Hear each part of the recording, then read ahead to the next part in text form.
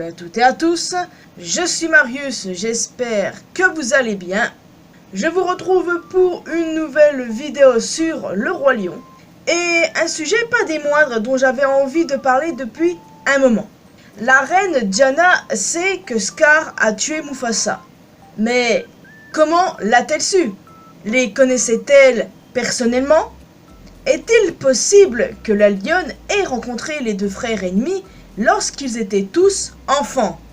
Personnellement, je pense que ce n'est pas impossible. Je pense même qu'ils sont devenus amis. Enfin, Mufasa et Diana du moins. Scar semble un peu trop associé à mon goût. Mufasa et Diana représentent la sagesse incarnée. Ils se ressemblent beaucoup. Mais on peut aussi imaginer que leurs parents respectifs étaient également amis. Dans ma version, par exemple, j'aime imaginer que Aadi et le père de Diana étaient de bons amis. Donc, imaginons que Diana et son père se sont rendus à la Terre des Lions, vu que pour moi, il paraît évident que les deux royaumes sont alliés depuis longtemps, et que là-bas, ils ont rencontré le roi Aadi et ses deux fils. Pour être honnête, j'aime beaucoup cette idée. Mais au final, comment Diana a su que Mufasa était décédé et qu'il a été tué par Scar? Bonne question, mais il y a clairement une réponse évidente à tout cela. Je vais en donner 3 entre autres. Premièrement, la nouvelle de la mort du roi a dû se répandre un peu partout, ainsi que l'application de Scar évidemment. Peut-être que le fantôme de Mufasa ait rendu visite à son ami et lui a tout raconté, puisque l'arbre de vie est un lieu de communication avec les lions du passé. Ou bien, troisième option, c'est simplement Rafiki qui lui a tout expliqué, car les deux personnages se connaissent, on l'a très bien vu. Ça semble plutôt logique, mais malheureusement, nous n'aurons sans doute jamais la réponse. Et très honnêtement, j'ai tout de même une préférence pour la communication avec le fantôme de Mufasa, même si la piste de Rafiki marche également. Qu'en dites-vous? Quoi qu'il en soit, les amis, je suis très loin d'en avoir terminé. Évidemment, je ne vais pas m'arrêter ici.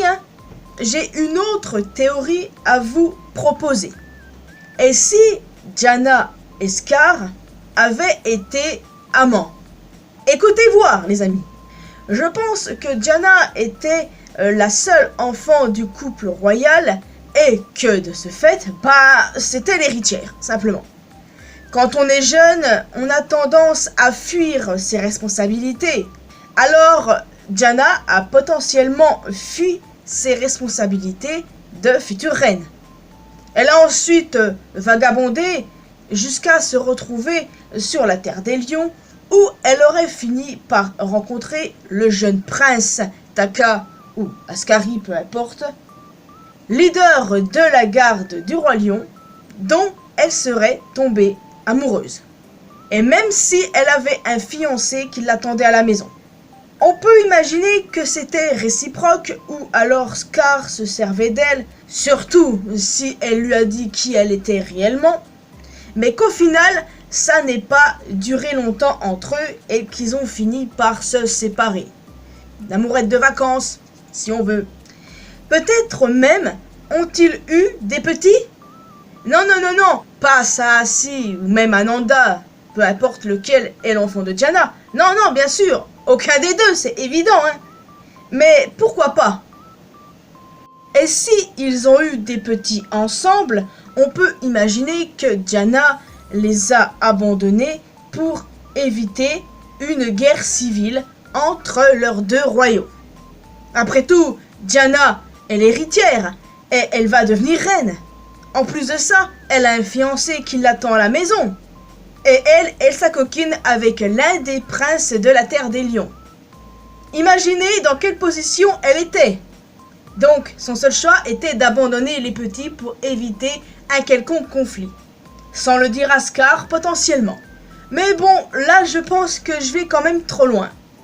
Donc, si on exclut la partie qu'ils ont eu des petits, on peut simplement imaginer qu'après leur séparation, Diana serait partie rentrer chez elle, sa famille lui manquant. Ensuite, elle a fini par devenir reine et a épousé son fiancé, le père de ses 2 enfants. Plus tard, elle aurait appris par Rafiki ou par le fantôme de Mufasa, peu importe, la mort du roi et aussi celle de Scar, son meurtrier.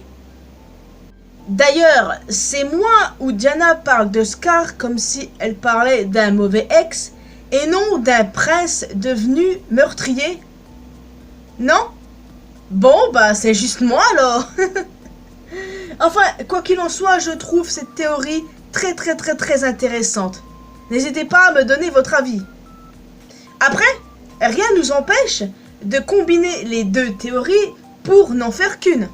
Genre, Diana a rencontré Mufasa et Scar quand ils étaient tous enfants, et qu'en grandissant, elle est partie fuir ses responsabilités de future reine, elle est retournée à la terre des lions revoir ses vieux amis, et a eu une relation amoureuse avec ce psychopathe de Scar.